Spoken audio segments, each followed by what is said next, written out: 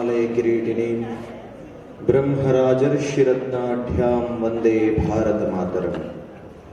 ಭಾರತ ಮಾತ್ರೇ ವಿದ್ಮಹೇ ಸಮುದ್ರತನಯಾಯೈ ಧೀಮಹಿ ತನ್ನ ಸಿಂಹಿಣಿ ಪ್ರಚೋದಯಾತ್. ಕರ್ನಾಟಕಾಂಬಿನಿ ರಾಜರಾಜೇಶ್ವರಿ ಕನ್ನಡಿಗರಾನಂದ ಸೌಭಾಗ್ಯ ಶುಭಕರಿ ಕರುನಾಡ ಸಿಂಹಾಸನಾಧೀಶ್ವರಿ ನಮಿಸುವೆವು ಹರಸೌ ತಾಯಿ ಭುವನೇಶ್ವರಿ, ನಮಿಸುವೆವು ಹರಸೌ ತಾಯಿ ಭುವನೇಶ್ವರಿ. ಜಗತ್ತನ್ನು ಬೆಳಗಿದಂತಹ ಮಹಾನ್ ಚೇತನಗಳನ್ನು ಸ್ಮರಿಸಿಕೊಂಡು ದೇಶವನ್ನು ರಕ್ಷಿಸುತ್ತಿರುವ ಯೋಗ್ಯ ಸೈನಿಕರಿಗೆ ಪ್ರಣಾಮಗಳನ್ನು ಸಮರ್ಪಿಸಿ, ಸನಾತನ ಧರ್ಮವನ್ನ ರಕ್ಷಿಸ್ತಾ ಇರ್ತಕ್ಕಂಥ ನಾಗಾಸಾಧುಗಳ ಪಾದಗಳಿಗೆ ಶಿರಬಾಗಿ, ದೇಶದ ಉದ್ದಗಲಕ್ಕೂ ಕೂಡ ಜನತೆಯನ್ನ ಧರ್ಮ ಜಾಗೃತಿಯನ್ನು ಉಂಟು ಮಾಡ್ತಿರ್ತಕ್ಕಂಥ ಎಲ್ಲ ಸಂತ ಮಹಾತ್ಮರಿಗೂ ಶರಣು ಸಮರ್ಪಿಸಿ, ಸಿದ್ಧಗಂಗೆಯ ಗುರು ಪರಂಪರೆಗೆ ಶಿರಬಾಗಿ, ವೇದಿಕೆಯ ಮೇಲೆ ಆಸೀನರಾಗಿರುವಂತಹ ದಿವ್ಯ ಸಾನ್ನಿಧ್ಯವನ್ನು ವಹಿಸಿರುವ ಪೂಜ್ಯರಿಗೆ ನಮಸ್ಕಾರಗಳನ್ನು ಸಮರ್ಪಿಸಿ, ವೇದಿಕೆಯ ಮೇಲೆ ಆಸೀನರಾಗಿರುವಂತಹ ಅತಿಥಿಗಳೇ ಹಾಗೂ ಸನಾತನಿಗಳೇ, ನನ್ನ ಸಮಯ 30 ನಿಮಿಷ ಅಂತ ಹೇಳಿದ್ದಾರೆ. 30 ನಿಮಿಷ ಆಗಿದ ತಕ್ಷಣ ತಾವ್ಯಾರಾದರೂ ಒಬ್ಬರ ಮೇಲೆ ಕೈ ಮಾಡಿದ್ರೆ ನನ್ನ ಮಾತುಗಳನ್ನು ಮುಕ್ತಾಯ ಮಾಡ್ತೇನೆ. ನಮ್ಮ ಸರ್ ಹೇಳ್ತಾ ಇದ್ರು, ನೀವು ಪಂಚ ಪರಿವರ್ತನೆಗಳ ಬಗ್ಗೆ ಮಾತನಾಡಬೇಕು ಅಂತ. ಆದರೆ ನಾನು ಬೇರೆ ಎಲ್ಲ ಕಡೆಗೆ ಹೋದರೂ ಕೂಡ ಟಾಪಿಕ್ ವೈಸ್ ಮಾತಾಡ್ತೇನೆ. ಆದರೆ ಸನಾತನ ಧರ್ಮದ ವಿಚಾರಕ್ಕೆ ಬಂದಾಗ, ಸನಾತನ ಧರ್ಮದ ಕಾರ್ಯಕ್ರಮಗಳಲ್ಲಿ ಮಾತಾಡಿದಾಗ, ವೇದಿಕೆಯ ಮುಂದೆ ನಿಂತಾಗ ಭಗವಂತ ನನ್ನ ಮೂಲಕ ಏನನ್ನ ಮಾತನಾಡಿಸ್ತಾನೋ ಅದನ್ನು ಮಾತ್ರ ನಾನು ಮಾತಾಡ್ತೇನೆ, ಅದಕ್ಕೆ ನಾನು ಜವಾಬ್ದಾರನಲ್ಲ ಅಂತ ನಾನು ಅವರಿಗೆ ಹೇಳಿದೆ. ಆತ್ಮೀಯರೇ, ಒಂದು ದಿನ ರಾತ್ರಿ ಒಂದು ಪುಟ್ಟ ಹೆಣ್ಣು ಮಗು ಮಲಗಿದ್ಲು. ಏನೋ ಹೊರಗಡೆ ಶಬ್ದ ಆಗ್ತಾ ಇತ್ತು. ಆ ಹೆಣ್ಣು ಮಗು ಬಾಗಿಲನ್ನ ತೆರೆಯೋದಕ್ಕೆ ಭಯ ಆಗಿ ಕಿಟಕಿಯನ್ನು ತೆಗೆದು ನೋಡಿದಾಗ, ಈ ದೇಶದ ಮೇಲೆ ಆಕ್ರಮಣ ಮಾಡ್ತಿರ್ತಕ್ಕಂಥ ಭಯೋತ್ಪಾದಕರು ಅಥವಾ ವಿಗ್ರಹ ಭಂಜಕರು ಅವರ ಮನೆಯ ಪಕ್ಕದಲ್ಲಿದ್ದ ದೇವಾಲಯವನ್ನ ನುಚ್ಚು ನೂರು ಮಾಡ್ತಾ ಆ ದೇವಾಲಯದ ವಿಗ್ರಹವನ್ನ ಚೂರು ಚೂರು ಮಾಡಿ ಅಲ್ಲಿ ಗೋವನ್ನ ವಧೆ ಮಾಡ್ತಾ ಇದ್ರು.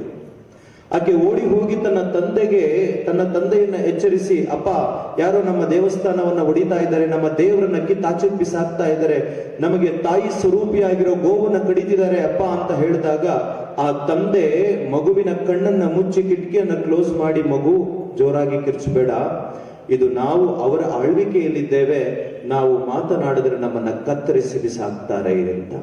ಸ್ವಲ್ಪ ಕಾಲ ಕಳೀತು, ಆ ಮಗುಗೆ ಮದುವೆ ಆಯಿತು. ಸೇಮ್ ರಿಪೀಟ್, ಮತ್ತೆ ಆ ಘಟನೆ, ದೇವಸ್ಥಾನವನ್ನ ಕಟ್ಟಲಾಯಿತು. ಮತ್ತೆ ಅವತ್ತು ಮಧ್ಯರಾತ್ರಿಯಲ್ಲಿ ದೇವಸ್ಥಾನವನ್ನ ಹೊಡಿತಾ ಇದ್ರು. ತನ್ನ ಗಂಡನನ್ನ ಎಬ್ಬರಿಸಿ ಆಕೆ ಹೇಳ್ತಾಳೆ, ನೋಡಿ ನಮ್ಮ ದೇವಸ್ಥಾನವನ್ನ ಹೊಡಿತಾ ಇದ್ದಾರೆ, ಗೋವನ್ನ ವಧೆ ಮಾಡ್ತಾ ಇದ್ದಾರೆ, ಕಾಪಾಡಿ ಎಂದಾಗ ಆತ ಹೇಳ್ತಾನೆ ತನ್ನ ಪತ್ನಿಗೆ, ನಾವು ಅವರ ಆಳ್ವಿಕೆಯಲ್ಲಿದ್ದೇವೆ, ಜೋರಾಗಿ ಮಾತಾಡಿದ್ರೆ ನಾವು ಕೂಡ ಸಾಯ್ಬೇಕಾಗತ್ತೆ, ಜೀವ ಉಳಿಸ್ಕೊಳ್ಬೇಕು ಅಂದ್ರೆ ಸುಮ್ಮನೆ ಇರು ಅಂತ. ಈ ಎಲ್ಲವನ್ನು ಆ ತಾಯಿ ಮನಸ್ಸಲ್ಲಿ ಮಾಡ್ಕೊಂಡಿದ್ಲು, ಚಿಂತನೆ ಮಾಡ್ತಾ ಇದ್ಲು. ಆಕೆಗೆ ಒಬ್ಬ ಮಗ ಹುಟ್ಟುತ್ತಾನೆ. ಆ ಮಗ ಹುಟ್ಟಿ ಸ್ವಲ್ಪ ದೊಡ್ಡವನಾಗಿ ಬೆಳೆದು ದೊಡ್ಡವನಾದ ಮೇಲೆ ಸೇಮ್ ಮತ್ತೆ ಅವರು ಬಂದು ಆ ದೇವಸ್ಥಾನವನ್ನ ಹೊಡಿತಾ ಇದ್ರು. ಆಗ ತಾಯಿ ಸುಮ್ಮನಿರ್ಲಿಲ್ಲ.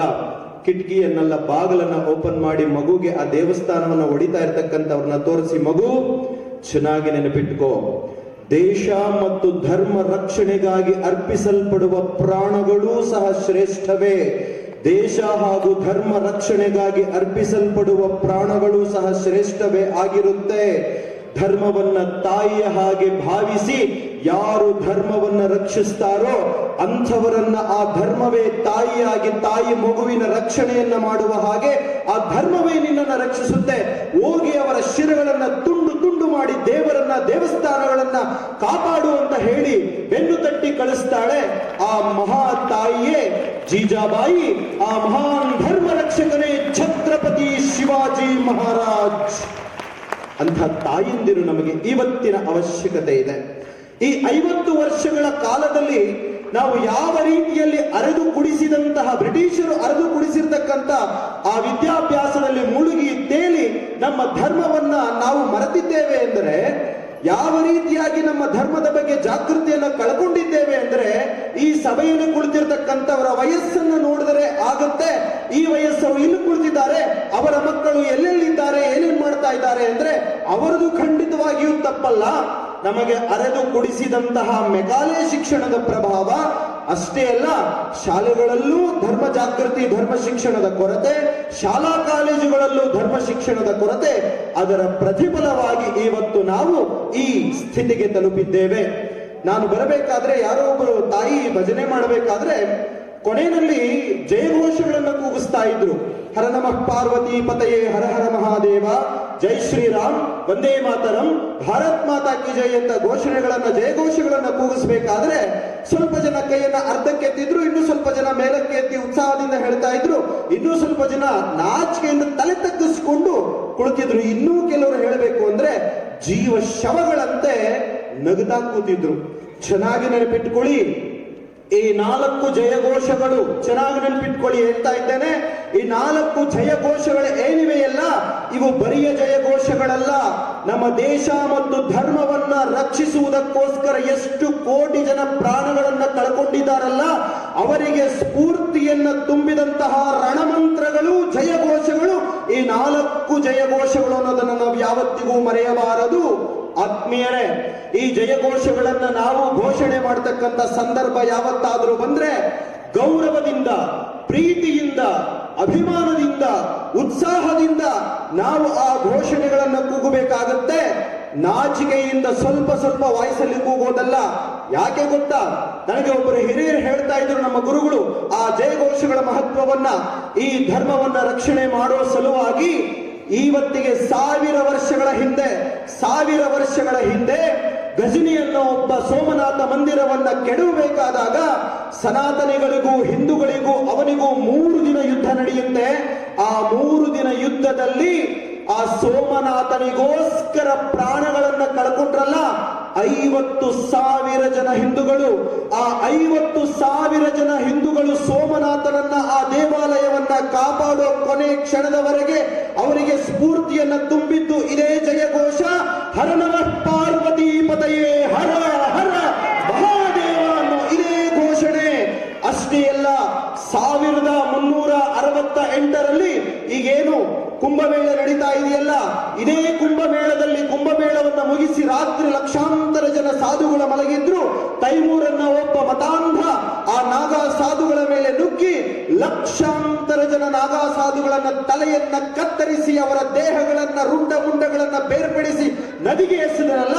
ಆ ದೈವಿಕ ಹೋರಾಟದಲ್ಲಿ ತಮ್ಮ ಕೊನೆಯ ಪ್ರಾಣ ಉಸಿರು ಹೋಗುವವರೆಗೆ ಅವರಿಗೆ ಸ್ಫೂರ್ತಿಯನ್ನ ಕೊಟ್ಟದ್ದು ಆ ನಾಗಾ ಸಾಧುಗಳಿಗೆ ಇದೇ ರಣಘೋಷ, ಇದೇ ಜಯಘೋಷ, ಹರ ನಮಃ ಪಾರ್ವತಿ ಪತಯೇ, ಹರ ಹರ ಮಹಾದೇವ. ಅಷ್ಟೇ ಅಲ್ಲ ಆತ್ಮೀಯರೇ, ನಮ್ಮ 500 ವರ್ಷಗಳ ರಾಮ ಮಂದಿರದ ಇತಿಹಾಸದಲ್ಲಿ ರಾಮನಿಗೋಸ್ಕರ ಪ್ರಾಣ ಕೊಟ್ರಲ್ಲ 3.5 ಲಕ್ಷ ಜನ ರಾಮ ಭಕ್ತರು. ಆ 3.5 ಲಕ್ಷ ರಾಮ ಭಕ್ತರು ರಾಮನಿಗೋಸ್ಕರ, ರಾಮನ ದೇವಾಲಯಕ್ಕೋಸ್ಕರ ತಮ್ಮ ಉಸಿರನ್ನ ಚೆಲ್ಲುವಾಗ, ರಾಮನಿಗೆ ಅರ್ಪಣೆ ಮಾಡುವಾಗ ಅವರ ಬಾಯಿಂದ ಬಂದ ಜಯಘೋಷ ಒಂದೇ ಒಂದು, ಜೈ ಶ್ರೀರಾಮ್. ಜೈ ಶ್ರೀರಾಮ್ ಅನ್ನೋ ಮೂಲಕ 3.5 ಲಕ್ಷ ರಾಮ ಭಕ್ತರು ನಮ್ಮ ರಾಮನಿಗಾಗಿ, ನಮ್ಮ ರಾಮನ ದೇವಾಲಯಕ್ಕಾಗಿ ಪ್ರಾಣಗಳನ್ನ ಕೊಟ್ಟಿದ್ದಾರೆ. ಅಷ್ಟೇ ಅಲ್ಲ ಆತ್ಮೀಯರೇ, 1857ರಿಂದ 1997ರ 90 ವರ್ಷಗಳ ಅವಧಿಯಲ್ಲಿ ಬ್ರಿಟಿಷರನ್ನ ಸೂರ್ಯ ಮುಳುಗದ ಸಾಮ್ರಾಜ್ಯವನ್ನ ಮುಳುಗಿಸೋದಕ್ಕೆ 7 ಲಕ್ಷಕ್ಕೂ ಅಧಿಕ ಮಂದಿ ಸ್ವಾತಂತ್ರ್ಯ ಹೋರಾಟಗಾರರು ತಮ್ಮ ಪ್ರಾಣಗಳನ್ನ ಕೊಟ್ರಲ್ಲ. ಆ ತಮ್ಮ ಪ್ರಾಣಗಳನ್ನ ಸ್ವಾತಂತ್ರ್ಯ ಹೋರಾಟಕ್ಕೆ ಅರ್ಪಣೆ ಮಾಡೋದಕ್ಕೆ ಅವರಿಗೆ ಸ್ಫೂರ್ತಿಯನ್ನ ಕೊಟ್ಟದ್ದು 2 ರಣಮಂತ್ರಗಳು. ಅವೇ ರಣಮಂತ್ರಗಳಾದ ಬಂಕಿಮ ಚಂದ್ರ ಚಟರ್ಜಿ ಅವರು ಕೊಟ್ಟಂತಹ ರಣಮಂತ್ರವೇ ವಂದೇ ಮಾತರಂ, ಭಾರತ್ ಮಾತಾ ಕಿ ಜೈ. ಈ 4 ಜಯಘೋಷಗಳನ್ನ ಉಚ್ಚರಿಸುವ ಸಮಯದಲ್ಲಿ ಎಲ್ಲೇ ಇರಿ, ಅಭಿಮಾನದಿಂದ, ಗೌರವದಿಂದ, ಪ್ರೀತಿಯಿಂದ, ಭಕ್ತಿಯಿಂದ ನಾನು ಹೇಳಿದ ಈ ಎಲ್ಲ ಘಟನೆಗಳನ್ನ ನೆನಪಿಸಿಕೊಂಡು ಉಚ್ಚರಿಸಿ ನಮ್ಮ ಪೂರ್ವಜರಿಗೆ ನಾವು ಸಲ್ಲಿಸುವಂತಹ ಗೌರವ ಆಗಿರುತ್ತೆ. ಒಮ್ಮೆ ಈ ಜಯಘೋಷಗಳನ್ನ ಕೂಗಿ ನಾವು ಮುಂದಿನ ಮಾತುಗಳಿಗೆ ಹೋಗೋಣ. ಎಲ್ಲರೂ ಸರ್ವ ಸಮರ್ಪಣಾ ಭಾವದಿಂದ ನಮ್ಮ ಪೂರ್ವಜರಿಗೆ, ದೇಶ ಹಾಗೂ ಧರ್ಮ ರಕ್ಷಣೆಯನ್ನ ಮಾಡಿದಂತಹ ಪೂರ್ವಜರಿಗೆ ಎರಡೂ ಕೈಗಳನ್ನ ಮೇಲೆತ್ತಿ ಹೇಳಿ, ನಮಃ ಪಾರ್ವತಿ ಪತಯೇ ಹರ ಹರ ಮಹಾದೇವ. ನಮಃ ಪಾರ್ವತಿ ಪತಯೇ ಹರ ಹರ ಮಹಾದೇವ. ನಮಃ ಪಾರ್ವತಿ ಪತಯೇ ಹರ ಹರ ಮಹಾದೇವ. ಜೈ ಶ್ರೀರಾಮ್, ಜೈ ಶ್ರೀರಾಮ್, ಜೈ ಶ್ರೀರಾಮ್. ವಂದೇ ವಂದೇ ವಂದೇ. ಭಾರತ್ ಮಾತಾ ಕಿ, ಭಾರತ್ ಮಾತಾ ಕಿ, ಭಾರತ್ ಮಾತಾ ಕಿ. ಇದೇ ಗೌರವ, ಇದೇ ಅಭಿಮಾನ, ಇದೇ ಭಕ್ತಿ, ಇದೇ ಪ್ರೀತಿ ನಮ್ಮ ನಿಮ್ಮ ದೇಶಗಳಿಗೂ ಕೂಡ ಆತ್ಮ ಇರುತ್ತೆ. ಆ ಜೀವನಾಡಿ, ಆ ಆತ್ಮವೇ ಆ ದೇಶದ ಜೀವನಾಡಿ. ಒಂದು ದೇಶಕ್ಕೆ ವಿಜ್ಞಾನ ಆತ್ಮವಾದರೆ ಮತ್ತೊಂದು ದೇಶಕ್ಕೆ ವಾಣಿಜ್ಯ ವ್ಯವಹಾರಗಳು ಜೀವನಾಡಿ, ಮತ್ತೊಂದು ದೇಶಕ್ಕೆ ವ್ಯಾಪಾರ ಜೀವನಾಡಿ, ಮಗದೊಂದು ದೇಶಕ್ಕೆ ಶಿಕ್ಷಣ ಜೀವನಾಡಿ. ಆದರೆ ನನ್ನ ಭಾರತಕ್ಕೆ ಜೀವನಾಡಿ ಆತ್ಮ ಯಾವುದು ಅಂದ್ರೆ ಧರ್ಮವೇ ಭಾರತದ ಏಕೈಕ ಆತ್ಮ, ಧರ್ಮವೇ ಭಾರತದ ಏಕೈಕ ಆತ್ಮ ಅಂತ ಭಾರತೀಯರಿಗೆ ಹೇಳ್ತಾ ಎಚ್ಚರಿಕೆಯನ್ನು ಕೊಡ್ತಾರೆ. ಹಿಂದೂಗಳೇ, ಧರ್ಮ ನಾಶವಾದರೆ ಭಾರತ ನಾಶವಾಗುತ್ತೆ, ಭಾರತ ನಾಶವಾದರೆ ಸಮಸ್ತ ಜಗತ್ತೇ ಸರ್ವನಾಶವಾಗುತ್ತೆ. ಚೆನ್ನಾಗಿ ನೆನಪಿಟ್ಕೊಳ್ಳಿ, ಹಿಂದೂಗಳಿಗೆ ಧರ್ಮ ಏಕೆ ಮುಖ್ಯ ಅಂತ ವಿವೇಕಾನಂದರ ಮಾತನ್ನ ಮತ್ತೊಮ್ಮೆ ಹೇಳ್ತಾ ಇದ್ದೇನೆ. ಧರ್ಮ ನಾಶವಾದರೆ ಭಾರತ ನಾಶವಾಗುತ್ತೆ, ಭಾರತ ನಾಶವಾದರೆ ಸಮಸ್ತ ಜಗತ್ತೇ ಸರ್ವನಾಶವಾಗುತ್ತೆ. ಅವರೊಂದು ಮಾತನ್ನ ಹೇಳ್ತಾರೆ, ಅದೇ ಮಾತನ್ನ ನನ್ನ ಮಾತುಗಳ ಮೂಲಕ ನಿಮಗೆ ಹೇಳಲಿಕ್ಕೆ ಇಚ್ಛೆ ಪಡ್ತಾನೆ. ಆತ್ಮೀಯ ಬಂಧುಗಳೇ, ಸಾವಿರಾರು ವರ್ಷಗಳ ಈ ಆಕ್ರಮಣದಲ್ಲಿ ಅನೇಕ ದೇಶಗಳು ತಮ್ಮ ಕೆಲವೇ ವರ್ಷಗಳ ವಿದೇಶಿಗಳ ಆಕ್ರಮಣಕ್ಕೆ ಒಳಗಾಗಿ ತಮ್ಮ ಮೂಲ ಸಂಸ್ಕೃತಿಯನ್ನ ಕಳೆದುಕೊಂಡು ಮತಾಂತರವಾಯಿತು. ಇವತ್ತು ಇರಾನಿನ ಪರಿಸ್ಥಿತಿಯನ್ನು ನೋಡ್ತಾ ಇದ್ದೀರಲ್ಲ, ಆ ಇರಾನ್ ಕೆಲವಾರು ವರ್ಷಗಳ ಮುಂಚೆ, ಕೆಲವು ನೂರಾರು ವರ್ಷಗಳ ಮುಂಚೆ ಮತಾಂತರಕ್ಕೆ ಒಳಗಾಗಿ ಈಗ ಮತ್ತೆ ಅವರು ನಮ್ಮ ಮೂಲ ಧರ್ಮಕ್ಕೆ ನಾವು ಬರಬೇಕು ಅಂತ ಹೇಳ್ತಾ ಇದ್ದಾರೆ. ಆದರೆ ಈ ಸಾವಿರಾರು ವರ್ಷಗಳ ಆಕ್ರಮಣಗಳನ್ನ ಸಹಿಸಿಕೊಂಡು ನಾವಿನ್ನೂ ಇದ್ದೇವೆ.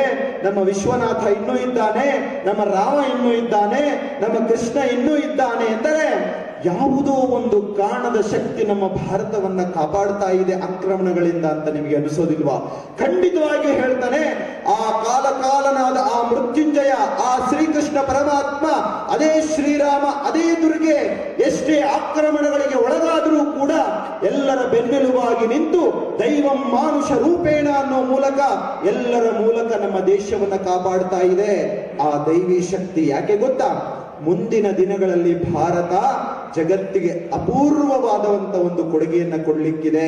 ಒಬ್ಬ ಹಿರಿಯರು ಹೇಳ್ತಾರೆ, ಜಗತ್ತು ಉದ್ಧಾರವಾಗುವುದಿದೆ ಭಾರತದಿಂದ ಅಂತ. ಅದೇ ಮಾತನ್ನ ಹೇಳೋದಾದ್ರೆ, ಜಗತ್ತು ಉದ್ಧಾರವಾಗುವುದಿದೆ ಸನಾತನ ಧರ್ಮದಿಂದ, ಜಗತ್ತು ಉದ್ಧಾರವಾಗುವುದಿದೆ ಸನಾತನ ಧರ್ಮದಿಂದ. ಅದಕ್ಕಾಗಿಯೇ ಇಷ್ಟು ಆಕ್ರಮಣಗಳನ್ನ ಸಹಿಸಿಕೊಂಡರೂ ನಾವಿನ್ನೂ ಬದುಕಿದ್ದೇವೆ. ಕೆಲವರು ಹೇಳ್ತಾರೆ, ಯಾರೋ ಒಬ್ರು ಮೊನ್ನೆ ಕರ್ನೂಲ್ಗೆ ಹೋಗಿದ್ದಾಗ ಹೇಳಿದ್ರು, ಸರ್ ಯಾರೇನೇ ಮಾಡಿದ್ರು ಕೂಡ ನಮ್ಮ ಧರ್ಮವನ್ನ ನಾಶ ಮಾಡ್ಲಿಕ್ಕೆ ಆಗೋದಿಲ್ಲ ಸಾರ್ ಅಂತ. ನಾನು ಹೇಳಿದೆ, ನೀವ್ ಹೇಳೋ ಮಾತು ಸತ್ಯ. ಯಾರೇ ಬಂದ್ರೂ ಕೂಡ ನಮ್ಮ ದೇಶ ಸಂಸ್ಕೃತಿಯನ್ನ ನಾಶ ಮಾಡ್ಲಿಕ್ಕೆ ಆಗೋದಿಲ್ಲ. ಆದರೆ ನಮ್ಮ ಕಾಲಾವಧಿಯಲ್ಲಿ ನಮ್ಮ ದೇಶ ಮತ್ತು ಧರ್ಮದ ರಕ್ಷಣೆಗೆ ನಮ್ಮ ಕೊಡುಗೆ ಏನು ಅಂತ ನಾವು ಪ್ರಶ್ನೆ ಮಾಡ್ಕೊಳ್ಬೇಕಲ್ಲ. ತುಂಬಾ ಜನ ಹೇಳ್ತಾರೆ, ಭಗವದ್ಗೀತೆಯಲ್ಲಿ ಶ್ರೀಕೃಷ್ಣನೇ ಹೇಳಿದ್ದಾನೆ, ಸರ್ ಯದಾ ಯದಾ ಹಿ ಧರ್ಮಸ್ಯ ಗ್ಲಾನಿರ್ಭವತಿ ಭಾರತ ಅಭ್ಯುತ್ಥಾನಮಧರ್ಮಸ್ಯ ತದಾತ್ಮಾನಂ ಸೃಜಾಮ್ಯಹಂ ಪರಿತ್ರಾಣಾಯ ಸಾಧೂನಾಂ ವಿನಾಶಾಯ ಚ ದುಷ್ಕೃತಾಂ ಧರ್ಮ ಸಂಸ್ಥಾಪನಾರ್ಥಾಯ ಸಂಭವಾಮಿ ಯುಗೆ ಯುಗೆ, ಸಂಭವಾಮಿ ಯುಗೆ ಯುಗೆ. ದೇವರೇ ಬರ್ತಾನೆ ಬಿಡಿ ಸಾರ್ ಅಂತ. ಆಗ ನಾನು ಹೇಳಿದೆ ಅವರಿಗೆ, ನಿಮ್ಮ ಹಾಗೆ ಎಲ್ಲರೂ ಸೇರಿದ್ದ ಕಾರ್ಯಕ್ರಮದಲ್ಲಿ ಹೇಳಿದೆ, ಛತ್ರಪತಿ ಶಿವಾಜಿ ಮಹಾರಾಜರು ಶ್ರೀಕೃಷ್ಣನೇ ನಮ್ಮ ಸನಾತನ ಧರ್ಮವನ್ನ ಕಾಪಾಡ್ಲಿಕ್ಕೆ ಬರ್ತಾನೆ ಅಂತೇನಾದ್ರೂ ಸುಮ್ಮನೆ ಕೂತ್ಕೊಂಡಿದ್ದಿದ್ರೆ ಇವತ್ತು ನಾನು ನೀವು ಎಲ್ಲರೂ ಮತಾಂತರವಾಗಿ ಬೇರೆ ಭಾಷೆಯಲ್ಲಿ ಮಾತನಾಡಿಕೊಳ್ಳೋ ಪರಿಸ್ಥಿತಿ ಬರ್ತಾ ಇತ್ತು. ಇದೇ ಮಾತನ್ನ ಶ್ರೀಕೃಷ್ಣ ದೇವರಾಯ ಅಂದುಕೊಂಡಿದ್ದಿದ್ರೆ ಇವತ್ತು ಇಡೀ ಕರ್ನಾಟಕ ಮತಾಂತರವಾಗಿ ಕರ್ನಾಟಕದ ಹೆಸರೇ ಬೇರೆ ಬೇರೆ ದೇಶ ಆಗ್ತಾ ಇತ್ತು, ಬೇರೆ ಹೆಸರನ್ನ ಒಳಗೊಂಡಿರ್ತಾ ಇತ್ತು. ಅಷ್ಟೇ ಅಲ್ಲ, ಮಹಾರಾಣಾ ಪ್ರತಾಪ ಸಿಂಹ ಶ್ರೀಕೃಷ್ಣ ಬಂದು ಕಾಪಾಡ್ತಾನೆ ದೇಶ ಧರ್ಮವನ್ನ, ನಾನ್ಯಾಕೆ ಕಾಪಾಡ್ಲಿ ಅಂತ ಅಂದುಕೊಂಡಿದ್ರೆ ಇವತ್ತು ನಾವು ನೀವು ಯಾರೂ ಕೂಡ ಇಲ್ಲಿ ಇರ್ತಾ ಇರಲಿಲ್ಲ. ಆತ್ಮೀಯರೇ, ಶ್ರೀಕೃಷ್ಣ ಭಗವದ್ಗೀತೆಯಲ್ಲಿ ಹೇಳಿದ ಆ ಮಾತನ್ನು ನಮ್ಮೊಳಗೆ ನಾವು ಅಳವಡಿಸಿಕೊಳ್ಳಬೇಕು. ಭಗವಂತ ಹೇಳಿದ್ದು ನಾನೇ ಸ್ವಯಂ ಬರ್ತೇನೆ ಅಂತ ಅಲ್ಲ. ನಾವು ಹೇಳ್ತೇವಲ್ಲ, ಪ್ರತಿಯೊಬ್ಬ ಮಾನವನ ಒಳಗೂ ಕೂಡ ಭಗವಂತನ ಶಕ್ತಿ ಇದೆ. ನನ್ನ ಕಾಲಾವಧಿಯಲ್ಲಿ ನನ್ನ ದೇಶ ಮತ್ತು ಧರ್ಮವನ್ನು ರಕ್ಷಿಸೋದಕ್ಕೆ ಹುಟ್ಟಿರ್ತಕ್ಕಂಥ ಆ ಭಗವಂತನ ಅಂಶಾವತಾರಿಗಳೇ ನಾವು ನೀವೆಲ್ಲ. ದೇಶ ಧರ್ಮದ ರಕ್ಷಣೆ ನಮ್ಮೆಲ್ಲರ ಮೇಲಿದೆ ಅಂತ ಪ್ರತಿಯೊಬ್ಬರು ಅಂದುಕೊಂಡ ದಿನದಿಂದ ನಮ್ಮ ದೇಶವನ್ನ ಯಾವನು ಏನು ಮಾಡ್ಕೊಳ್ಳಿಕ್ಕಾಗೋದಿಲ್ಲ, ನಮ್ಮ ಧರ್ಮವನ್ನ ಯಾವನು ಕೂಡ ಏನು ಮಾಡ್ಕೊಳ್ಳಿಕ್ಕಾಗೋದಿಲ್ಲ. ಆತ್ಮೀಯರೇ, 500 ವರ್ಷಗಳ ಹಿಂದೆ ನಮ್ಮ ಭಾರತ ಹೇಗಿರಲಿಲ್ಲ. ಇವತ್ತಿನ ನಮ್ಮ ಭಾರತದ ವಿಸ್ತೀರ್ಣ 33 ಚದರ ಕಿಲೋಮೀಟರ್, 33 ಲಕ್ಷ ಚದರ ಕಿಲೋಮೀಟರ್. ಆದರೆ ಇದರ 2ರಷ್ಟಿತ್ತು ನಮ್ಮ ಭಾರತ. ಅಂತಹ ಭರತ ಕಂಡ ಸ್ವಂತ ಅನುಕೂಲಗಳಿಗಾಗಿ ಕತ್ತರಿಸಿ ಕತ್ತರಿಸಿ ಕತ್ತರಿಸಿ ಕತ್ತರಿಸಿ ತುಂಡು ಮಾಡಿ ಇವತ್ತು ಇಷ್ಟು ಭಾರತವನ್ನು ನಮಗೆ ಕೊಟ್ಟಿದ್ದಾರೆ. 500 ವರ್ಷಗಳ ಹಿಂದೆ ಹಿಂದೂ ಕುಶ್ ಪರ್ವತಗಳಲ್ಲಿ ಇದೇ ರೀತಿಯ ಹಿಂದೂ ಸಮಾಜೋತ್ಸವ ಕಾರ್ಯಕ್ರಮಗಳನ್ನು ಹಿಂದೂಗಳು ಸುಖ ಶಾಂತಿ ನೆಮ್ಮದಿಯಿಂದ ಬದುಕ್ತಾ ಸುಖ ಶಾಂತಿ ನೆಮ್ಮದಿಯಿಂದ ಪೂಜೆ ಭಜನೆಗಳನ್ನು ಮಾಡ್ತಾ ಇದ್ರು. ಆದ್ರೆ ಇವತ್ತು ಅಲ್ಲಿ ಪೂಜೆ ಭಜನೆಗಳನ್ನ ಹೇಳಕ್ಕಷ್ಟೇ ಅಲ್ಲ, ಹಿಂದೂಗಳ ಹೆಸರಿನ ಮೇಲೆ ಒಂದೇ ಒಂದು ನರಪಿಳ್ಳೆಯೂ ಅಲ್ಲಿ ಬದುಕಿಲ್ಲ. ಕಾರಣ ಸತ್ತರು, ಕಾರಣ ಮತಾಂತರವಾದರು. ಮುಖ್ಯ ಕಾರಣ ಅವರು ಹಿಂದೂಗಳಾಗಿ ಹುಟ್ಟಿದ್ದು. ಹಿಂದೂಗಳಾಗಿ ಹುಟ್ಟಿದ್ದಕ್ಕೋಸ್ಕರ ಅವರನ್ನ ಅಲ್ಲಿಂದ ಆಚೆಗೆ ಹಾಕಿದ್ರು. 200 ವರ್ಷಗಳ ಹಿಂದೆ ಅಫ್ಘಾನಿಸ್ತಾನದಲ್ಲಿ ಹಿಂದೂಗಳು ಪೂಜೆ ಭಜನೆ ಸಂಕೀರ್ತನೆಗಳನ್ನ ಮಾಡಿಕೊಂಡು ಸುಖ ಶಾಂತಿ ನೆಮ್ಮದಿಯಿಂದ ಜೀವನ ಮಾಡ್ತಾ ಇದ್ರು. ಇವತ್ತು ಅಲ್ಲಿ ಯಾವ ದೇವಾಲಯಗಳು ಇಲ್ಲ, ಯಾವ ಹಿಂದೂಗಳೂ ಕೂಡ ಪೂಜೆ ಭಜನೆ ಮಾಡೋ ಅವಕಾಶವೇ ಇಲ್ಲ. ಕಾರಣ ಅವರನ್ನ ಮತಾಂತರ ಮಾಡಲಾಯಿತು, ಅವರನ್ನ ದೇಶ ಬಿಟ್ಟು ಆಚೆಗೆ ಓಡಿಸಲಾಯಿತು, ಕೊಲ್ಲಲಾಯಿತು. ಆತ್ಮೀಯರೇ, 80 ವರ್ಷಗಳ ಹಿಂದೆ ಪಾಕಿಸ್ತಾನದಲ್ಲಿ ಸಾವಿರಾರು ದೇವಾಲಯಗಳು ನಿತ್ಯ ಪೂಜೆ ಭಜನೆಗಳಿಂದ ಅಲಂಕೃತವಾಗಿರ್ತಿದ್ವು. ಆದರೆ ಇವತ್ತು ಪಾಕಿಸ್ತಾನದೆಲ್ಲ ದೇವಾಲಯಗಳು ವಾಶ್ರೂಮ್ಗಳಾಗಿದ್ದಾವೆ, ಬಾತ್ರೂಮ್ಗಳಾಗಿದ್ದಾವೆ. ಪ್ರತ್ಯಕ್ಷ ಸಾಕ್ಷಿಯನ್ನ ಅಲ್ಲಿ ನೋಡಿ ಬಂದವರು ಹೇಳಿದ್ರಿಂದ ನಾನು ಆ ಮಾತನ್ನ ಹೇಳ್ತಾ ಇದ್ದೇನೆ. ಇವತ್ತಲ್ಲಿ ಹಿಂದೂ ಅಂತ ಹೇಳಿಸ್ಕೊಳ್ಳೋದಕ್ಕೂ ಕೂಡ ಭಯ ಪಡಲಾಗಿದೆ. ಅಷ್ಟು ಜನ ಮತಾಂತರವಾದರೂ ಕೋಟ್ಯಂತರ ಜನರನ್ನ ಕೊಂದು ಟ್ರೈನ್ ನಲ್ಲಿ ತುಂಬಿ ಲಾಹೋರಿಂದ ದೆಹಲಿಗೆ ಕಳಿಸಿದ್ದು ನಿಮ್ಮೆಲ್ಲರಿಗೂ ಗೊತ್ತೇ ಇದೆ. ಚರಿತ್ರೆಯನ್ನು ಹೇಳ್ತಾ ಇದ್ದೇನೆ, ಕಪೋಲ ಕಲ್ಪಿತ ಘಟನೆಗಳೆಲ್ಲ ಚರಿತ್ರೆಯನ್ನ ವಾಸ್ತವವನ್ನು ನಿಮ್ಮ ಮುಂದೆ ಇಡ್ತಾ ಇದ್ದೇನೆ. ಯಾಕೆ? ಈಗ ಎಚ್ಚರಗೊಳ್ಳದೆ ಹೋದರೆ ಮುಂದಿನ ದಿನಗಳಲ್ಲಿ ನಮಗೆ ಕಾದಿರುವಂತಹ ಆ ಭಯಂಕರ ಸನ್ನಿವೇಶಗಳನ್ನು ನಿಮ್ಮ ಕಣ್ಣು ಮುಂದೆ ತರ್ತಾ ಇದ್ದೇನೆ. 70 ವರ್ಷಗಳ ಹಿಂದೆ ಬಾಂಗ್ಲಾದೇಶದಲ್ಲಿ ನವರಾತ್ರಿ ಬಂದ್ರೆ ಸಾಕು, ಎಲ್ಲೆಡೆ ದೀಪಗಳನ್ನು ಹಚ್ಚಿ ದುರ್ಗಾ ಪೂಜೆಯನ್ನ ಮಾಡ್ತಾ ಇದ್ರು ವಿಜೃಂಭಣೆಯಿಂದ. ಆ ಬಾಂಗ್ಲಾದೇಶದ ಹಿಂದೂಗಳು 70 ವರ್ಷಗಳ ಹಿಂದೆ ಸುಖ ಶಾಂತಿ ನೆಮ್ಮದಿಯಿಂದ ಜೀವನ ಮಾಡ್ತಾ ಅವರು ಪಾಡಿದವರು ಯಾರಿಗೂ ತೊಂದರೆ ಕೊಡದೆ ಅವರ ಧರ್ಮವನ್ನ ಗೌರವಿಸ್ತಾ ಅನ್ಯ ಧರ್ಮಗಳನ್ನ ಪ್ರೀತಿಸ್ತಾ ಬದುಕ್ತಾ ಇದ್ರು. ಆದ್ರೆ ಇವತ್ತು ಎಲ್ಲ ಕಾಳಿ ಮಾತೆಯ ವಿಗ್ರಹಗಳನ್ನ ತಲೆ ಕೈ ಕಾಲು ಕತ್ತರಿಸಿ ಸಮುದ್ರಕ್ಕೆ ಹಾಕಿದ್ರು. ಅಷ್ಟೇ ಅಲ್ಲ, ಅಲ್ಲಿನ ಹಿಂದೂಗಳನ್ನ ನರ ಬಲಿಯ ಹಾಗೆ ಕತ್ತರಿಸ್ತಾ ಇದ್ದಾರೆ. ದೀಪು ಚಂದ್ರದಾಸ್ ಅನ್ನೋ ಒಬ್ಬ ಮನುಷ್ಯ 1 ತಿಂಗಳ ಕಳೆದಿಲ್ಲ ಕಂಡ್ರೆ, ನೀವೆಲ್ಲ ನೋಡೇ ಇರ್ತೀರ ಮೊಬೈಲ್ಗಳಲ್ಲಿ, ಎಳ್ಕೊಂಡು ಬಂದು ಪೊಲೀಸ್ ಸ್ಟೇಷನ್ ಇಂದ ಎಳ್ಕೊಂಡು ಬಂದು ಅವನನ್ನ ಸಾಯೋ ಹಾಗೆ ಒಡೆದು ಮರಕ್ಕೆ ನೇತಾಕಿ ಅರ್ಧ ಜೀವ ಇರುವ ಹಾಗಲೇ ಸುಟ್ಟಾಕಿದ್ರಲ್ಲ. ಆ ಮನುಷ್ಯ ಮಾಡಿದ ಪಾಪ ಒಂದೇ, ಆ ಮನುಷ್ಯ ಮಾಡಿದ ಪಾಪ ಹಿಂದೂ ಆಗಿ ಹುಟ್ಟಿದ್ದು. ಆ ಸಾವಿನ ನಂತರ ಅವನಿಗೆ ಬೆಂಕಿ ಇಟ್ಟ ಒಂದೇ ವಾರದಲ್ಲಿ 10 ವರ್ಷ ಕಳೆಯದ ಒಂದು ಪುಟ್ಟ ಮಗು ಮನೆ ಒಳಗಿದ್ರೆ ಪೆಟ್ರೋಲ್ ಹಾಕಿ ಬಾಗ್ಲಾಕಿ ಬೀಗ ಹಾಕಿ ಆ ಮಗುವನ್ನ ಸಜೀವವಾಗಿ ಸುಡ್ತಾ, ಆ ಮಗು ನರ್ತನ ಮಾಡ್ತಾ ಇದ್ರೆ, ನೋವಿಂದ ಸುಟ್ಟು ಹೋಗ್ತಾ ಇದ್ರೆ ವಿಕೃತವಾಗಿ ನಗುತ್ತಾ ಆನಂದವನ್ನ ಅನುಭವಿಸಿತ್ತಲ್ಲ ಅಲ್ಲಿನ ಸಮಾಜ. ಆ ಮಗು ಮಾಡಿದ ತಪ್ಪೇನು? ಹಿಂದುವಾಗಿ ಹುಟ್ಟಿದ್ದು ಆ ಮಗುವಿನ ತಪ್ಪು. 50 ವರ್ಷಗಳ ಹಿಂದೆ ಆ ಘಟನೆ, 40 ವರ್ಷಗಳ ಹಿಂದೆ ಪ್ರಾರ್ಥನೆ ಮಾಡಬೇಕಾದ್ರೆ ಕಾಶ್ಮೀರ ಪುರವಾಸಿನಿ ಅಂತ ಹೆಮ್ಮೆಯಿಂದ ಮಕ್ಕಳಿಗೆ ಹೇಳ್ಕೊಡ್ತೀವಲ್ಲ, ಆ ಕಾಶ್ಮೀರ ಪುರವಾಸಿನಿಯ ಆ ಸ್ಥಳದಲ್ಲಿ ಕಾಶ್ಮೀರಿ ಪಂಡಿತರನ್ನ ಉಟ್ಟ ಬಟ್ಟೆಯಲ್ಲಿ ಓಡಿಸಿದ್ರು. ನೆನಪಿಟ್ಕೊಳ್ಳಿ, ನೀವೆಲ್ಲ ಇಲ್ಲಿದ್ದೀರಲ್ಲ, ನಾಳೆ ಬೆಳಗ್ಗೆ ನಿಮ್ಮನ್ನ ಉಟ್ಟ ಬಟ್ಟೆಯಲ್ಲಿ ಜಾಗ ಖಾಲಿ ಮಾಡಿ ಅಂದ್ರೆ ಮನೆ ಮಠ ಬಂಧುಗಳು ತಂದೆ ತಾಯಿಗಳು ಎಲ್ಲವನ್ನ ಬಿಟ್ಟು ನೀವು ಹೋಗ್ಬೇಕಾದ್ರೆ ನಿಮ್ಮ ಮನಸ್ಸಿಗೆ ಎಷ್ಟು ದುಃಖ ಆಗಬಾರದು. ಲಕ್ಷಾಂತರ ಮಂದಿ ಕಾಶ್ಮೀರಿ ಪಂಡಿತರನ್ನ ಅಲ್ಲಿಂದ ಉಟ್ಟ ಬಟ್ಟೆಯಲ್ಲಿ ಓಡಿಸಿದ್ರು. ಇವತ್ತಿಗೂ ಅವರು ದೇಶದ ಅನೇಕ ರಾಜ್ಯಗಳಲ್ಲಿ ಸಿಗ್ನಲ್ಗಳಲ್ಲಿ ಟೆಂಟ್ಗಳು ಹಾಕೊಂಡು ಭಿಕ್ಷೆ ಬೇಡ್ತಾ ಬದುಕ್ತಾ ಇದ್ದಾರೆ. ಯಾರು? ಭಾರತದ ಸರ್ವಜ್ಞ ಪೀಠವಾಗಿದ್ದ ಆ ಕಾಶ್ಮೀರಿ ಪೀಠದ ವಾರಸುದಾರರಾದ ಆ ಜ್ಞಾನಿಗಳನ್ನ ಉಟ್ಟ ಬಟ್ಟೆಯಲ್ಲಿ ಓಡಿಸಿದ್ರು, ಮತಾಂತರ ಮಾಡಿದ್ರು, ಕತ್ತರಿಸಿ ಕೊಂದು ಹೆಣ್ಣು ಮಕ್ಕಳನ್ನ ಅತ್ಯಾಚಾರ ಮಾಡಿದ್ರು. ಕಾರಣ ಒಂದೇ, ಅವರು ಯಾವ ತಪ್ಪು ಮಾಡಿರಲಿಲ್ಲ, ಅವರು ಹಿಂದೂಗಳಾಗಿ ಹುಟ್ಟಿದ್ದು ಒಂದೇ ತಪ್ಪು. ಅಲ್ಲಿಯವರೆಗೂ ಹೋಗಬೇಡಿ. ನಮ್ಮ ದೇಶದ ಈಗಿನ ಭಾಗವಾಗಿರುವ ಪಶ್ಚಿಮ ಬಂಗಾಳದಲ್ಲಿ ತಾಟಕಿಯ ಶೂರ್ಪನಖಿಯ ರಾಜ್ಯ ಇದೆಯಲ್ಲ, ಆ ರಾಜ್ಯದಲ್ಲಿ ನಡೀತಾ ಇರ್ತಕ್ಕಂಥ ಘಟನೆಗಳು ನೀವು ದಿನನಿತ್ಯ ನೋಡ್ತಾ ಇದ್ದೀರಲ್ಲ. ಆತ್ಮೀಯ ಬಂಧುಗಳೇ, ಸನಾತನ ಹಿಂದೂಗಳು ದಯವಿಟ್ಟು ಜಾಗೃತರಾಗಿ. ನಿಮ್ಗೆ ಆಸ್ತಿ ಇರಬಹುದು, ನಿಮಗೆ ಅಂತಸ್ತಿರಬಹುದು, ಇಲ್ಲಿರ್ತಕ್ಕಂಥ ಎಲ್ಲರನ್ನ ಕುರಿತು ಹೇಳ್ತಾ ಇದ್ದೇನೆ. ನಿಮಗೆ ಸೈಟ್ಗಳಿರಬಹುದು, ಬ್ಯಾಂಕ್ ಬ್ಯಾಲೆನ್ಸ್ ಇರಬಹುದು, ಶಿಕ್ಷಣ ಸಂಸ್ಥೆಗಳಿರಬಹುದು, ಮನೆಗಳಿರಬಹುದು, ಹೆಂಡತಿ ಮಕ್ಕಳು ಕುಟುಂಬ ಇರಬಹುದು. ಈ ಎಲ್ಲವೂ ಎಲ್ಲಿಯವರೆಗೆ ಸುರಕ್ಷಿತ ಅಂದ್ರೆ ಎಲ್ಲಿಯವರೆಗೆ ದೇಶ ಸುರಕ್ಷಿತವಾಗಿರುತ್ತೋ ಅಲ್ಲಿಯವರೆಗೆ ಮಾತ್ರ ನೀವು, ನಿಮ್ಮ ಹೆಂಡತಿ ಮಕ್ಕಳು ಕುಟುಂಬ, ನಿಮ್ಮ ಸೈಟ್ ಮನೆ, ಬ್ಯಾಂಕ್ ಬ್ಯಾಲೆನ್ಸ್, ನಿಮ್ಮ ಅಧಿಕಾರ ಎಲ್ಲವೂ ಶಾಶ್ವತ. ನಿಮ್ಮ ದೇಶವೇನಾದರೂ ಅಸುರಕ್ಷತೆಯ ಕಡೆಗೆ ಹೋಯಿತು ಅಂದ್ರೆ ಪ್ರಪಂಚದ ಸುತ್ತಮುತ್ತ ಇರತಕ್ಕಂಥ ದೇಶಗಳಲ್ಲಿ ಏನೇನಾಗ್ತಾ ಇದೆ, ಹಣ ಆಸ್ತಿ ಅಂತಸ್ತು ಬಿಡಿ, ಜೀವವನ್ನು ಉಳಿಸ್ಕೊಳ್ಳೋದಕ್ಕೆ ನಾವು ಪರಿತಪಿಸಬೇಕಾಗತ್ತೆ, ಹೋರಾಡಬೇಕಾಗತ್ತೆ. ಅಂತ ಪರಿಸ್ಥಿತಿ ಬರೋದು ಬೇಡ. ಕಳೆದ 50 ವರ್ಷಗಳಲ್ಲಿ ಕುಂಭಕರ್ಣನ ಹಾಗೆ ನಿದ್ದೆ ಮಾಡಿದ್ದೇವೆ. ವಿವೇಕಾನಂದರು ಹೇಳ್ತಾರೆ, ಹಿಂದೂ ಸಮಾಜ ಮಲಗಿದ್ರೆ ಕುಂಭಕರ್ಣ, ಎದ್ದರೆ ವೀರಭದ್ರ ಅಂತ ಹೇಳ್ತಿದ್ರು.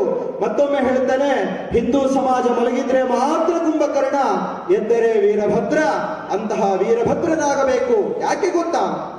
ಬೇರೆ ಯಾರಾದರೂ ಅವರ ಮಕ್ಕಳಿಗೆ ಕೊಲ್ಲುವುದನ್ನು ಕಲಿಸ್ಕೊಡ್ಲಿ, ನಾವು ನಮ್ಮ ಮಕ್ಕಳಿಗೆ ಕಟ್ಟುವುದನ್ನ ಹೇಳಿಕೊಡೋಣ. ಸನಾತನ ಧರ್ಮ ಅಥವಾ ಹಿಂದೂಗಳು ಏಕೆ ಹೆಸರಾಗಿದ್ದಾರೆ ಗೊತ್ತಾ? ಪ್ರಪಂಚದಾದ್ಯಂತ ಹಿಂದೂ ಅಂದ್ರೆ ಹಿಂಸೆಯಿಂದ ದೂರ ಇರೋನು ಯಾರೋ ಅವನು ಹಿಂದೂ, ಹಿಂಸೆಯಿಂದ ದೂರ ಇರೋನು ಯಾರೋ ಅವನು ಹಿಂದೂ. ಅದಕ್ಕೆ ಹೇಳ್ತಾರೆ ಅಹಿಂಸಾ ಪರಮೋ ಧರ್ಮ ಅಂತ ನಮಗೆ ಹೇಳ್ಕೊಟ್ಟಿದ್ದಾರೆ.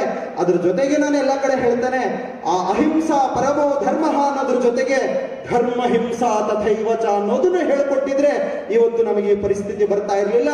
ಅಹಿಂಸೆ ಶ್ರೇಷ್ಠ ಧರ್ಮ ಒಪ್ಕೊಳ್ಳೋಣ, ಆದರೆ ನಮ್ಮ ದೇಶ, ನಮ್ಮ ದೇಶದ ಜನತೆಗೆ, ನಮ್ಮ ಧರ್ಮಕ್ಕೆ ಬೇರೆಯವರಿಂದ ಅಪಾಯ ಉಂಟಾದಾಗ ಅಂತಹ ನಮ್ಮ ದೇಶ ಧರ್ಮವನ್ನ ರಕ್ಷಿಸೋದಕ್ಕೆ ಬೇರೆಯವರನ್ನ ಆಕ್ರಮಣಕಾರಿಗಳನ್ನ ಕೊಲ್ಲೋದು ಕೂಡ ಧರ್ಮವೇ ಅಂತ ನಮ್ಮ ಹಿರಿಯರು ಹೇಳಿಕೊಟ್ಟಿದ್ದಾರೆ. ಇದುವರೆಗೂ ಯಾರು ನಮಗೆ ಹೇಳಿಕೊಟ್ಟಿದ್ದಾರೋ ಶಾಲಾ ಕಾಲೇಜುಗಳಲ್ಲಿ ಅದು ಬೇಡ. ಈಗ ನಾವಿವತ್ತು ಸಂಕಲ್ಪ ಮಾಡೋಣ, ಅಹಿಂಸಾ ಪರಮೋ ಧರ್ಮ, ಧರ್ಮ ಹಿಂಸಾ ತಥೈವಚ. ದೇಶಕ್ಕೆ, ರಾಜ್ಯಕ್ಕೆ, ತಾಲೂಕಿಗೆ ಯಾರೋ ಒಬ್ಬ ವೀರಭದ್ರ ಅಲ್ಲ, ಪ್ರತಿಯೊಂದು ಮನೆಯಲ್ಲೂ ಒಬ್ಬೊಬ್ಬ ವೀರಭದ್ರ ಹುಟ್ಟಿ ಬರಬೇಕು. ಯಾಕೆ ಗೊತ್ತಾ? ಮುಂದಿನ ದಿನಗಳಲ್ಲಿ ಸನಾತನ ಧರ್ಮ ಜಗತ್ತನ್ನ ಕಾಪಾಡಬೇಕಾಗಿದೆ. ಆತ್ಮೀಯ ಹಿಂದೂ ಬಾಂಧವರೇ, ಅನೇಕ ಜನ ಅಂದ್ರೆ ಕೆಲವರು ಹೇಳ್ತಾರೆ ಸನಾತನ ಧರ್ಮದ ಅಸ್ತಿತ್ವ ದೇವಸ್ಥಾನಗಳಲ್ಲಿ, ಬೆಟ್ಟಗಳಲ್ಲಿ, ಕಲ್ಲುಗಳಲ್ಲಿ, ವಿಗ್ರಹಗಳಲ್ಲಿ ಅಡಗಿದೆ ಅಂತ. ಅದೇ ಕಂಚಿಯ ಪರಮಾಚಾರ್ಯರಾಗಿದ್ದ ಚಂದ್ರಶೇಖರ ಸರಸ್ವತಿ ಮಹಾಸ್ವಾಮೀಜಿ ಅವರು ಒಂದು ಮಾತನ್ನ ಹೇಳ್ತಾರೆ, ಸನಾತನ ಧರ್ಮದ ಅಸ್ತಿತ್ವ ಕೇವಲ ಕಲ್ಲು, ಮಣ್ಣು, ಬೆಟ್ಟ ಗುಡ್ಡಗಳು, ವಿಗ್ರಹಗಳಲ್ಲಿ ಅಷ್ಟೇ ಅಡಗಿಲ್ಲ. ಸನಾತನ ಧರ್ಮದ ಅಸ್ತಿತ್ವ ಅನ್ನೋದು ಸಮಸ್ತ ಬ್ರಹ್ಮಾಂಡದ ಜೊತೆ ಬೆಸೆದುಕೊಂಡಿದೆ. ಅವರು ಯಾಕೆ ಮಾತನ್ನ ಹೇಳಿದ್ರು ಅಂದ್ರೆ, ಅದರ 1 ತಿಂಗಳ ಹಿಂದೆ ಯಾರೋ ಒಬ್ಬರು ಹೇಳಿದ್ರು, ಸನಾತನ ಧರ್ಮವನ್ನು ನಾಶ ಮಾಡ್ತೇವೆ, ಸನಾತನ ಧರ್ಮದ ಸಂಬಂಧಪಟ್ಟ ಎಲ್ಲ ದೇವಾಲಯಗಳನ್ನ ನಾವು ಪಾಕಿಸ್ತಾನ, ಬಾಂಗ್ಲಾದೇಶದಲ್ಲಿ ದೇವಾಲಯಗಳನ್ನು ಒಡೆದು ಹಾಕದ ಹಾಗೆ ನಿಮ್ಮ ದೇವಸ್ಥಾನಗಳನ್ನು ಒಡೆದು ನಿಮ್ಮ ಧರ್ಮವನ್ನು ನಾಶ ಮಾಡ್ತೇವೆ ಅಂತ. ಅದಕ್ಕೆ ಸ್ವಾಮೀಜಿ ಎಷ್ಟು ಅದ್ಭುತವಾಗಿ ಹೇಳ್ತಾರೆ ಅಂದ್ರೆ, ನೋಡಪ್ಪ, ಸನಾತನ ಧರ್ಮದ ಅಸ್ತಿತ್ವ ಅನ್ನೋದು ದೇವಾಲಯಗಳಲ್ಲಷ್ಟೇ ಅಲ್ಲ, ಸಮಸ್ತ ಬ್ರಹ್ಮಾಂಡದ ಜೊತೆ ಬೆಸೆದುಕೊಂಡಿದೆ. ನಾವು ಸೂರ್ಯನನ್ನ ಪೂಜೆ ಮಾಡ್ತೇವೆ, ನಿನಗೆ ತಾಕತ್ತಿದ್ರೆ ಸೂರ್ಯನನ್ನ ಪಕ್ಕಕ್ಕೆತ್ತಿಡು ನೋಡೋಣ. ನಾವು ನದಿಗಳನ್ನ ಪೂಜೆ ಮಾಡ್ತೇವೆ, ನದಿಗಳ ದಿಕ್ಕನ್ನು ಬದಲಾಯಿಸಿ ನೋಡೋಣ. ನಾವು ಗ್ರಹಗಳನ್ನ ಪೂಜೆ ಮಾಡ್ತೇವೆ. ನಿನಗೆ ತಾಕತ್ತಿದ್ರೆ ಗ್ರಹಗಳನ್ನ ಬೇರೆಡೆ ತಗೊಂಡೋಗು, ಹಾಕು ನೋಡೋಣ. ನಾವು ಪರ್ವತಗಳನ್ನ ಪೂಜೆ ಮಾಡ್ತೇವೆ. ನಿನಗೆ ತಾಕತ್ತಿದ್ರೆ ಪರ್ವತಗಳನ್ನ ಕಿತ್ತು ಬಿಸಾಕು ನೋಡೋಣ. ಆಗುತ್ತಾ? ಆಗೋದಿಲ್ಲ. ಅದಕ್ಕೆ ಹೇಳಿದ್ರು ಅವರು, ಚಿರಪುರಾತನಂ ನಿತ್ಯ ನೂತನಂ ಇತಿ ಸನಾತನಂ. ಚಿರಪುರಾತನಂ ನಿತ್ಯ ನೂತನಂ ಇತಿ ಸನಾತನಂ. ಹುಟ್ಟಿರೋರಿಗೆ ಸಾವಿರುತ್ತೆ, ನನ್ನ ಸನಾತನ ಧರ್ಮಕ್ಕೆ ಹುಟ್ಟಿಲ್ಲ. ಯಾರಿಗೆ ಹುಟ್ಟು ಇಲ್ಲವೋ ಅವರಿಗೂ ಸಾವು ಇಲ್ಲ. ನಮ್ಮ ಧರ್ಮ ಮೃತ್ಯುಂಜಯ ಧರ್ಮ. ಅಂತಹ ಮೃತ್ಯುಂಜಯ ಧರ್ಮದ ವಾರಸುದಾರರು ನಾವೆಲ್ಲರೂ ಆಗಿದ್ದೇವೆ. ಆತ್ಮೀಯ ಬಂಧುಗಳೇ, ದಯವಿಟ್ಟು ಇಷ್ಟು ವರ್ಷಗಳ ನಾವು ಎಚ್ಚರಿಕೆಯನ್ನ ತಪ್ಪಿದ್ದೇವೆ. ಇನ್ನು ಮುಂದಿನ ದಿನಗಳಲ್ಲಿ ಎಚ್ಚರಿಕೆಯನ್ನ ತಪ್ಪೋದು ಬೇಡ. ಎಲ್ಲೋ ದೇವಸ್ಥಾನಗಳನ್ನ ಒಡೆದಾಕಿದ್ರು ಅಂದ್ರೆ ಅದು ನಮ್ಮ ಪರಂಪರೆಗೆ ಸಂಬಂಧಪಟ್ಟ ದೇವಸ್ಥಾನ ಅಲ್ಲ, ನಾನೇ ಹೋಗಿ ರಕ್ಷಣೆ ಮಾಡಬೇಕು ಅಂತ ದಯವಿಟ್ಟು ಭಾವಿಸಬೇಡಿ. ಭಾರತದಲ್ಲಿರ್ತಕ್ಕಂಥ ಎಲ್ಲ ದೇವಸ್ಥಾನಗಳು ಹಿಂದೂಗಳದ್ದೇ. ಎಲ್ಲ ಹಿಂದೂಗಳು ಪ್ರತಿಯೊಬ್ಬ ಹಿಂದುವಿಗೂ ಸಂಬಂಧಪಟ್ಟವರೇ. ಅದಕ್ಕೆ ಹೇಳಿದ್ರು ಸ್ವಾತಂತ್ರ್ಯ ವೀರ ಸಾವರ್ಕರ್, ಹಿಂದವ ಸೋದರ ಸರ್ವೇನ ಹಿಂದೂ ಪತಿತೋ ಭವೇತ್, ಮಮ ದೀಕ್ಷಾ ಹಿಂದೂ ರಕ್ಷಾ, ಮಮ ಮಂತ್ರ ಸಮಾನತಾ, ಮಮ ಮಂತ್ರ ಸಮಾನತಾ. ತ್ರೇತಾಯುಗದಲ್ಲಿ ಮಂತ್ರಶಕ್ತಿಗೆ ಹೆಚ್ಚಿನ ಶಕ್ತಿ ಇತ್ತಂತೆ, ಕೃತಯುಗದಲ್ಲಿ ದಾನಕ್ಕೆ ಹೆಚ್ಚು ಶಕ್ತಿ ಇತ್ತಂತೆ, ದ್ವಾಪರ ಯುಗದಲ್ಲಿ ಯುದ್ಧಕ್ಕೆ ಹೆಚ್ಚು ಶಕ್ತಿ ಇತ್ತಂತೆ, ಕಲಿಯುಗದಲ್ಲಿ ಸಂಘೇ ಶಕ್ತಿ ಕಲವ್ಯುಗೆ, ಸಂಘೇ ಶಕ್ತಿ ಕಲವ್ಯುಗೆ. ಕಲಿಯುಗದಲ್ಲಿ ಒಗ್ಗಟ್ಟಿಗೆ ಮಾತ್ರ ಬೆಲೆ ಇದೆ. ಈ ಒಗ್ಗಟ್ಟಿಗೆ ಮಾತ್ರ ಬೆಲೆ ಇದೆ ಎನ್ನುವುದು ಕೇವಲ ನನ್ನ ಘೋಷವಾಕ್ಯ ಅಲ್ಲ, ಇದು ಸತ್ಯ. ಇದೇ ಸತ್ಯ. ನಾವು ಸಂಘಟಿತರಾಗದೆ ಹೋದರೆ ನಾವು ಕೊಲ್ಲಲ್ಪಡುತ್ತೇವೆ. ಬಟೆಂಗೆ ತೋ ಈ ದೇಶದ ಒಬ್ಬ ಸಂತ ಹೇಳಿದ ಮಾತು, ನಾವು ವಿಭಜಿಸಲ್ಪಟ್ಟರೆ ಕೊಲ್ಲಲ್ಪಡ್ತೇವೆ. ಅದಕ್ಕೋಸ್ಕರವಾಗಿಯೇ ಹಿಂದೂಗಳನ್ನ ಧರ್ಮದಿಂದ ದೂರ ಮಾಡುವ ಎಲ್ಲ ಹುನ್ನಾರಗಳು ತೆರೆ ಮರೆಯಲ್ಲಿ ನಡೀತಾ ಇದೆ. ಆ ಯಾವುದಕ್ಕೂ ಕಿವಿಗೊಡಬೇಡಿ. ಜಾತಿಗೆ ಒಂದೊಂದು ಧ್ವಜ ಹಿಡ್ಕೊಂಡು ಬೀದಿ ಬೀದಿ ಸುತ್ತೋ ಬದಲು ತ್ಯಾಗಕ್ಕೆ ಯಾವ ಧ್ವಜ ಸಮಾನವೋ, ತ್ಯಾಗಕ್ಕೆ, ಪೌರುಷಕ್ಕೆ, ಗೌರವಕ್ಕೆ, ಶಾಂತಿಗೆ ಪ್ರತೀಕವಾದ ಸಂತ ಮಹಾತ್ಮರು ಧರಿಸುವಂತಹ ಆ ಕಾವಿಯ ಕಾಷಾಯ ವಸ್ತ್ರದ ಧ್ವಜವನ್ನು ಹಿಡಿಕೊಂಡು ನಾವು ನಮ್ಮ ಧರ್ಮವನ್ನು ರಕ್ಷಣೆ ಮಾಡೋಣ. ನಾವೇನಾದರೂ ನಮ್ಮ ಮಕ್ಕಳಿಗೆ ಧರ್ಮದ ಬಗ್ಗೆ ಹೇಳಿಕೊಡದೆ ಹೋದರೆ ಬೇರೆಯವರು ನಮ್ಮ ಮಕ್ಕಳಿಗೆ ಅಧರ್ಮವನ್ನ ಹೇಳಿಕೊಡ್ತಾರೆ. ಮತ್ತೆ ಹೇಳ್ತಾ ಇದ್ದೇನೆ, ರಿಪೀಟ್ ಮಾಡ್ತಾ ಇದ್ದೇನೆ, ಚೆನ್ನಾಗಿ ನೆನಪಿಸ್ಕೊಳ್ಳಿ. ನಾವು ನಮ್ಮ ಮಕ್ಕಳಿಗೆ ಧರ್ಮ ಶಿಕ್ಷಣವನ್ನ ಕೊಡದೆ ಹೋದ್ರೆ ಬೇರೆಯವರು ನಮ್ಮ ಮಕ್ಕಳಿಗೆ ಅಧರ್ಮದ ಶಿಕ್ಷಣವನ್ನ ಕೊಡ್ತಾರೆ, ಅಧರ್ಮದ ಶಿಕ್ಷಣವನ್ನ ಕೊಡ್ತಾರೆ. ಆತ್ಮೀಯ ಹಿಂದೂ ಬಾಂಧವರೇ, ಇಲ್ಲಿ ಎಲ್ಲರೂ ಕೂಡ ಸೇರಿದ್ದೇವೆ. ಈ ಹಿಂದೂ ಸಮಾಜೋತ್ಸವ ಅನ್ನೋದು 50 ವರ್ಷಗಳಿಗೋ 100 ವರ್ಷಗಳಿಗೋ ಅಲ್ಲ, ಪ್ರತಿ ವರ್ಷ ಇದೇ ರೀತಿಯಲ್ಲಿ ಎಲ್ಲರೂ ಒಂದಾಗಿ ಒಂದು ಹತ್ರ ನಾವೆಲ್ಲರೂ ಹಿಂದೂಗಳು ಒಗ್ಗಟ್ಟಾಗಿ ಸನಾತನ ಧರ್ಮವನ್ನ, ಭಾರತವನ್ನ ಕಾಪಾಡುವ ಒಂದು ಸಂಕಲ್ಪವನ್ನ ಮಾಡಬೇಕು. ಅದಕ್ಕೆ ಈ ಕಾರ್ಯಕ್ರಮಕ್ಕೆ ಎಲ್ಲ ರೀತಿಯಲ್ಲಿಯೂ ಆಯೋಜನೆ ಮಾಡಿರತಕ್ಕಂತ ಪ್ರತಿಯೊಬ್ಬರಿಗೂ ಹೆಸರಿಡುವುದು ನಾನು ಧನ್ಯವಾದಗಳನ್ನು ಸಮರ್ಪಿಸ್ತಾ ಮತ್ತೊಮ್ಮೆ ಹೇಳ್ತಾ ಇದ್ದೇನೆ, ವಿಭಜಿಸಲ್ಪಟ್ಟರೆ ಕೊಲ್ಲಲ್ಪಡ್ತೇವೆ. ನಿಮ್ಮ ಜಾತಿ, ಮತ, ಪಂಥ ಎಲ್ಲವನ್ನ ನಿಮ್ಮ ಮನೆ ಒಳಗಡೆ ಇಟ್ಕೊಳ್ಳಿ. ನಿಮ್ಮ ಜಾತಿ ಉಳಿಬೇಕು ಅಂದ್ರೆ ದೇಶ ಉಳಿಬೇಕು. ದೇಶ ಉಳಿದ್ರೆ ನಿಮ್ಮ ಜಾತಿ ಕೂಡ ಉಳಿಯುತ್ತೆ. ಎಷ್ಟೋ ಜನ ಹೇಳ್ತಾರೆ ಜಾತಿಯನ್ನ ನಾವು ದೂರ ಮಾಡ್ಲಿಕ್ಕೆ ಆಗುತ್ತಾ ಅಂದ್ರೆ, ಕೆಲವರು ಹೇಳ್ತಾರೆ ಸರ್ ಇನ್ನೂ ಎಷ್ಟು ಸಾವಿರ ಸಂಖ್ಯೆಯಲ್ಲಿ ಬಸವಣ್ಣನವರು ಬರಬೇಕು, ರಾಮಾನುಜಾಚಾರ್ಯರು ಬರಬೇಕು, ವಿವೇಕಾನಂದರು ಬರಬೇಕು, ರಾಮಕೃಷ್ಣ ಪರಮಹಂಸರು ಬರಬೇಕು. ಆದರೆ ಖಂಡಿತವಾಗಿಯೂ ಸಾಧ್ಯ ಇಲ್ಲ. ಮತ್ತೊಂದು ಮಾತು ಹೇಳಿದ್ರು, ಎಷ್ಟೇ ಜಾತಿಗಳು ನಮ್ಮ ದೇಶದಲ್ಲಿದ್ರೂ ಕೂಡ ಎಲ್ಲ ಹಿಂದೂಗಳು ಸಾಂಸ್ಕೃತಿಕವಾಗಿ ಒಂದಾಗಿದ್ದೇವೆ. ಅದು ಹೇಗೆಂದ್ರೆ ನಾವೆಲ್ಲರೂ ಹಿಂದೂಗಳು, ನಾವೆಲ್ಲರೂ ಸನಾತನಿಗಳು, ಸಾವಿಲ್ಲದ ಹುಟ್ಟಿಲ್ಲದ ಧರ್ಮದ ವಾರಸುದಾರರಾಗಿರ್ತಕ್ಕಂಥ ನಾವು ಜಗತ್ತಿಗೆ ಶಾಂತಿಯ ಮೂಲಕ ಎಲ್ಲ ಮತಗಳನ್ನ ಗೌರವಿಸೋಣ, ಎಲ್ಲ ಮತಗಳನ್ನ ಗೌರವಿಸೋಣ. ನಾವು ನಮ್ಮ ಧರ್ಮದ ಸಮರ್ಥಕರಾಗೋಣ. ನಾವು ಯಾವ ಮತಗಳ ಸಮಾಚಾರವೂ ನಮಗೆ ಬೇಕಾಗಿಲ್ಲ. ಅವರವರ ಮತಗಳನ್ನ ಅವರವರು ಅನುಸರಿಸಿಕೊಳ್ಳಿ. ಆದರೆ ಯಾರಾದ್ರೂ ನಮ್ಮ ದೇಶದ ವಿಚಾರಕ್ಕೆ, ನಮ್ಮ ಸನಾತನ ಧರ್ಮದ ವಿಚಾರಕ್ಕೆ ಬಂದಾಗ ಮಾತ್ರ ಕುಂಭಕರ್ಣರಾಗಿದ್ದರೆ ಕೊಲ್ಲಲ್ಪಡ್ತೇವೆ, ವೀರಭದ್ರರಾದರೆ ಬದುಕಲ್ಪಡ್ತೇವೆ ಅಂತ ಹೇಳ್ತಾ ನನ್ನ ಮಾತನ್ನು ಮುಕ್ತಾಯ ಮಾಡ್ತೇನೆ. ಕೊನೆಯದಾಗಿ ಎಲ್ಲರೂ ಭಕ್ತಿಯಿಂದ ಹೇಳಿ, ನಮಃ ಪಾರ್ವತಿ ಪತಯೇ ಹರ ಹರ ಮಹಾದೇವ. ನಮಃ ಪಾರ್ವತಿ ಪತಯೇ